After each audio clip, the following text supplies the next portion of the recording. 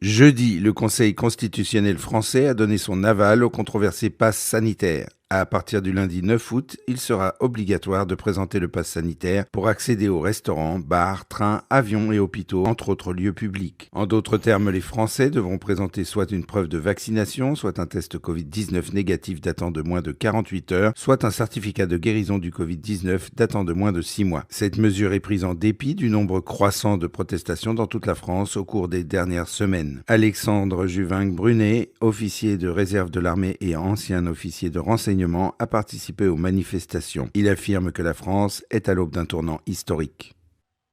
Là, on arrive vraiment sur une rupture complète et très dangereuse. Selon Juving, la rupture entre le peuple et le gouvernement s'est produite le 12 juillet lorsque l'Assemblée nationale française a étendu les restrictions du pass sanitaire aux lieux de culture et de loisirs. Et le 26 juillet, l'Assemblée a étendu encore plus les restrictions sur le pass sanitaire. Seuls 230 députés étaient présents et le vote a eu lieu pendant la nuit, malgré l'opposition de nombreux citoyens français. Rappelez-vous qu'on a 925 parlementaires. 925 parlementaires. Je n'ai pas entendu 90 ou même une centaine de parlementaires réunis dans les deux chambres être vent debout contre ça. Le pass sanitaire n'a cessé de restreindre la liberté des gens, il sera même obligatoire pour prendre le bus ou le métro. Selon Juving, cela va créer de nombreuses divisions et tensions dans la société.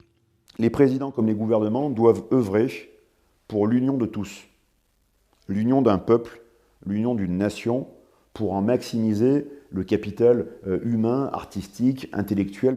Mais il dit qu'il y a de l'espoir car les manifestations prennent de l'ampleur. Donc là, le peuple s'est réveillé, il ne s'est pas réveillé pour rien.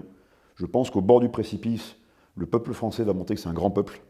Des appels à de nouvelles manifestations samedi ont déjà commencé à circuler sur les médias sociaux. David Vives, NTD News, Paris.